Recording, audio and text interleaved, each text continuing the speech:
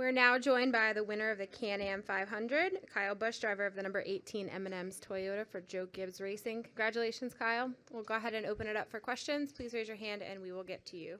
We'll start over here with Jerry. Jerry Jordan, kickingthetires.net, PRN. Kyle, you didn't have to go out there and win that race, but in true fashion, you put a show on. And how good does it feel to go into Miami with a win and momentum? Yeah, it certainly feels really good. I mean, it's better if you got a shot to win, to go ahead and win than to not. So obviously, just the beginning of the race was not quite as good as we wanted it to be. We kept working on the car all day long, kept making it better. It was super good and strong on those restarts, and we were able to kind of pick some guys off and get ourselves farther up towards the front. Wasn't sure what all was going to happen there with that. We came to pit road under green, and then the caution came out, and then being a lap down, all that. I thought that kind of ruined our chances for being able to have a win today. But overall, just a lot of crazy things happened there at the end and got us in position to where we could capitalize on that. And feels good to go off into next week with a win under our belt and hopefully do it again. And a follow-up. One of the things that hadn't been talked about too much by the drivers is Victory Lane. What was that like, the new reconfigured Victory Lane with all the fans there in that interaction? Yeah, it was good. There's obviously, a lot of heckling, but it's positive heckling. They're just chanting and telling you they love you and, all kinds of other things. So it's entertaining at times, but while you're trying to do a job and talk to people and have interviews and things like that, they're screaming in your ear, and so you just kind of got to figure out how to tune that out sometimes. You like the setup? Yeah, I mean, the setup was nice.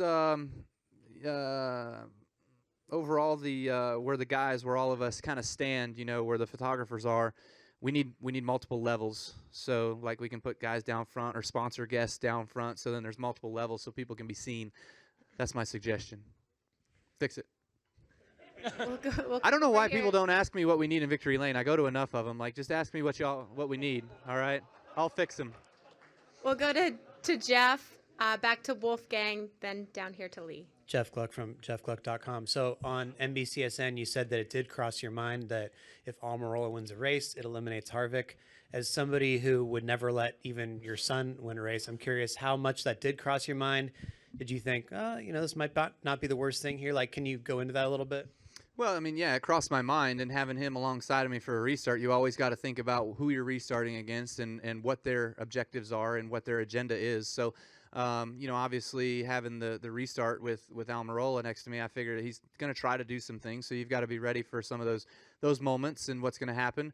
But overall, I just knew that if I got a good restart and just got myself out front and got clear, that I could go away and not have to race any of those guys and worry about that. So, I was just kind of contemplating if he got by me and got in front of me, then what's next, But my first and foremost is just go away.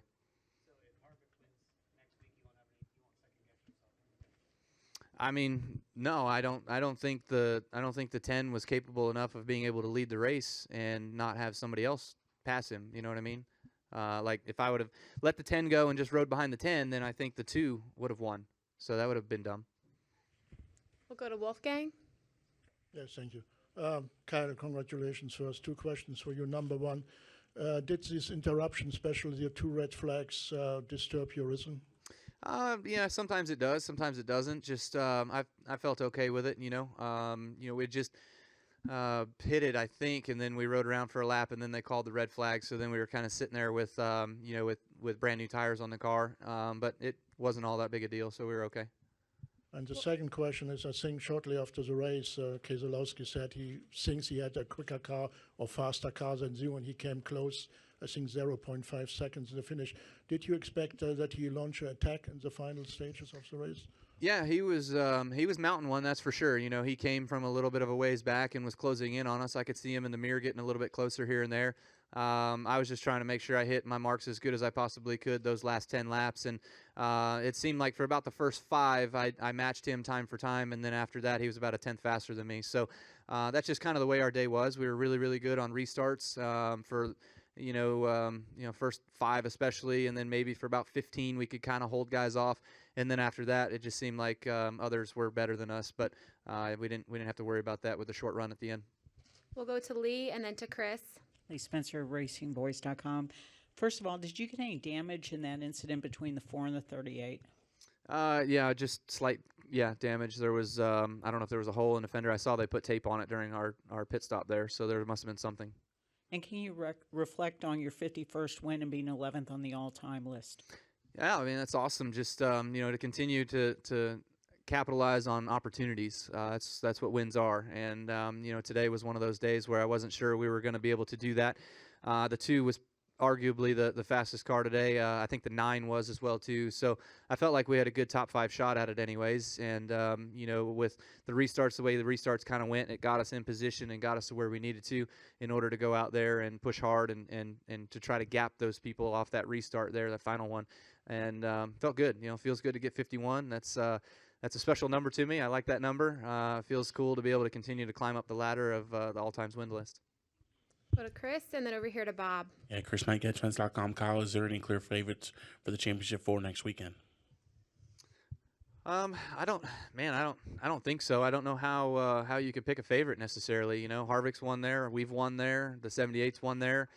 Harvick's beat us all. I beat Harvick the year I won. Truex beat both of us last year. So I think it's just a matter of being able to go out there and race your race and do what you can with what you got and have an opportunity to be able to be leading the race essentially on that last lap. That's what it boils down to. Anything can happen in between, and we've seen it the last few years, kind of how crazy things can get with the Logano and Carl restart, with last year with me having to run down Truex and then not quite having enough to be able to pass him. Some other years it's kind of been maybe anticlimactic, but I would predict this is the best 4, the closest 4 that have been in our sport in a long time. We'll go to Bob. Bob Pockris, ESPN. Any part of you wishes Harvick was up there at the end? You guys could just kind of race 1-2 for the win, just because he's been so good here and just kind of all the drama surrounding him this week. No, not really. I'm actually kind of surprised that he didn't, that he wasn't closer to the 4 or the 2. Like he didn't come and fly up there and gain on me and get closer like the 2 car did. But I don't know what all went down there after the final restart happened. I was obviously focused on me and worried about what we had going on. We'll go right next to Bob. Christian Coley, frontstretch.com. There in the race, the points were really starting to fluctuate back and forth, and you were on the edge of possibly not making it and then making it and then not making it and making it. Were there any concerns that you might have had to point race instead of just having to really kind of protect what you had? Yes and no. I mean, you always kind of go into a race thinking that you're wanting to win, but secondly, that you have to have a good solid day, a good points day, if you will. I didn't ever necessarily think that we were on the cusp of falling out, so I just figured that we would run as hard as we could. I know the furthest back we were at one point when we were a lap down and had to take the wave around and things like that, we were still, I think, okay, but I knew there was plenty of race left and opportunity for us to pass some guys and get farther up towards the front. So, was just focused on the job and task at hand, not where the point stood. Go over to your left, Kyle. Kathy Brown, pitting outside the box. During the race, when your brother was leading the race, was there at any point where you were informed of that and you were thinking, would it be better to race your brother for a championship with Stewart-Haas Racing as opposed to Kevin Harvick?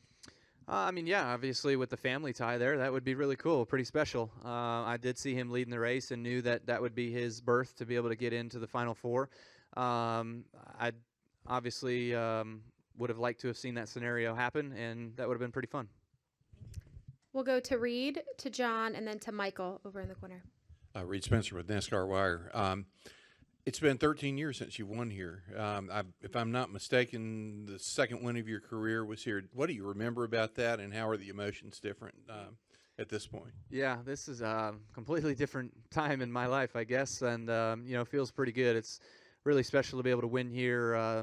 Today, this race here was being able to win at every single venue with being with Joe Gibbs Racing.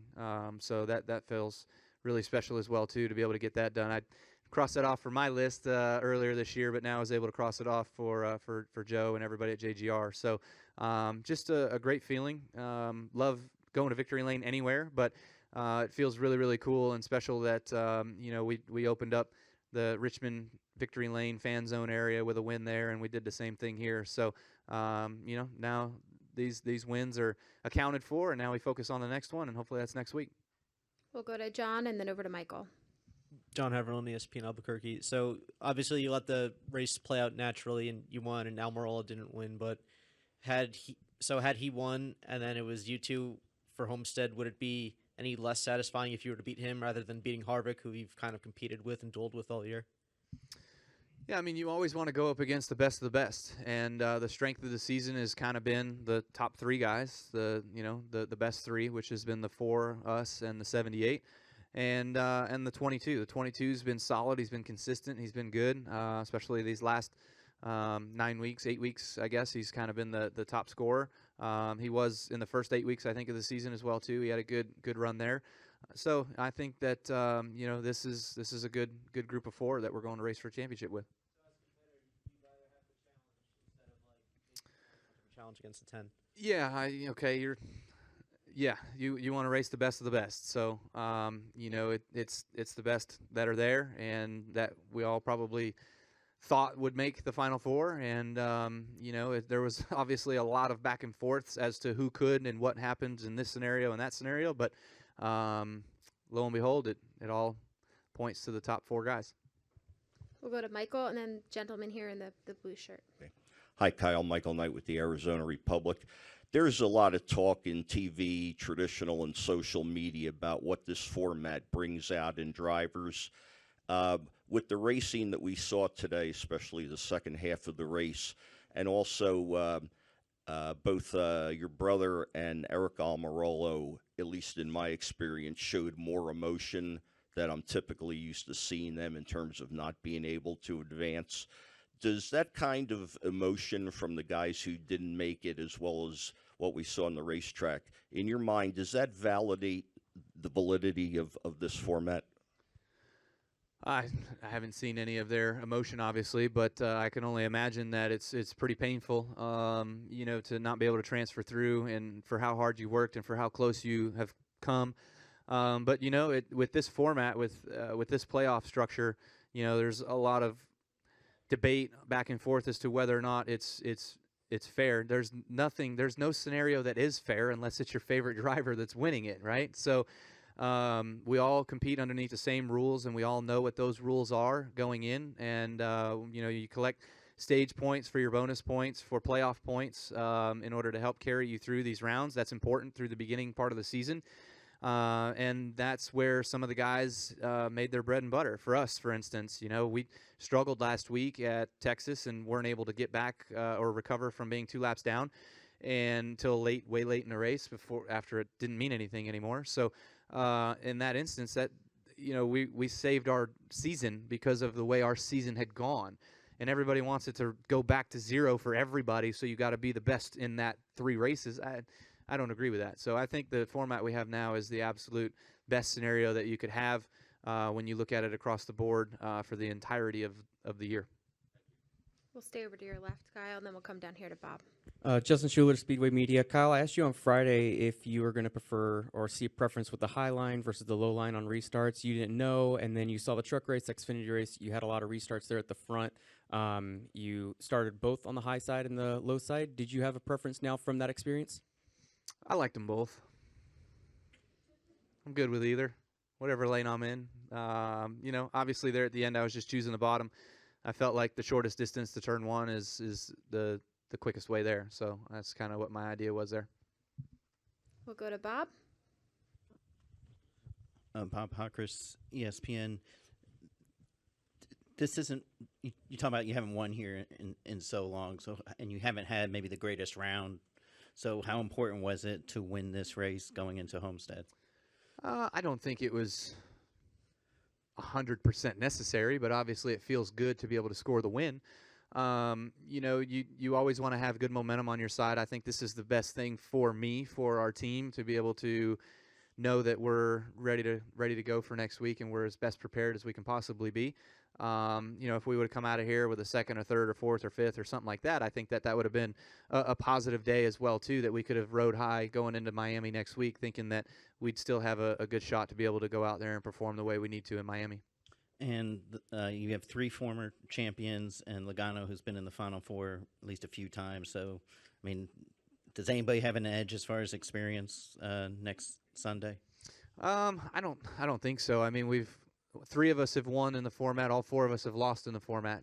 So I think that's pretty interesting the way that kind of is. But overall, it's if you had to say, then I would say the 3 guys that have won. It lends to them more than the guy that hasn't been able to capitalize in that format. But overall, again, it just goes back to you got to have a lot of things go your way, and there's ways in these races that things don't always go your way, and you've got to be able to rebound from those in those instances that you can when possible. And I think that we kind of did that here today. We tried to do that last week. We just could never get out of that hole. So it feels good to be going to Homestead with a shot, and you just kind of reset and focus on next week. We'll go to Chase right there in the middle. Chase William, NASCAR.com. Kyle, you, Harvick, and Truex will all be going into Miami trying to get a second championship. What would a second championship mean to your legacy if you're able to accomplish it? I mean, it'd be huge. I think that for me, I've been in the sport for a long, long time. I've seen my ways of losing them. I've found my way of being able to win one. So it's just one of the greatest joys in the world and one of the greatest defeats in the world that you feel on that given day, whether you win or whether you lose. So to me, I think it would obviously be a continuation of my legacy in the sport and what I've been able to do and what I've wanted to accomplish here. You want to be the best of the best, and that's better than anybody that's ever been here before. So 200 wins, 7 championships, whatever it is, you just got to go out there and continue to collect your accomplishments, and hopefully next week we can do that. We'll go to Jim Utter. Jim Utter, Motorsport.com. I just wondered, after everything that's taken place this season, would you expect anything less than to find the 4 of you at some point running 1, 2, 3, 4 next week?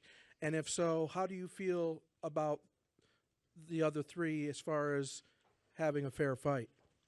Yeah, there's no question that there will be a point in next week's race that we will all be running 1, 2, 3, 4. It's happened every single time these last 4 years that I've been in the playoff race at Homestead, that there have been, all of us have been around one another at one point or another in the race. The long green flag runs tend to separate you a little bit more. I remember the year that 2015, the year I won, Jeff Gordon was out there, and we were all top 4, top 5, running right around one another, whatever. And over the course of that long green flag run that we had, I think Jeff kind of faded and fell back to like 8th or 9th or something like that, So those are the times in which, yourself and your team and your car and everything kind of brings itself to the forefront. So that'll kind of change the name of the game for who's got it and who ain't. Are there any final questions for Kyle? Sorry. Thank you, Kyle. I was just popping my neck, but no. I'll see you all again in like 4 days anyways, right? All right, figure out your more questions.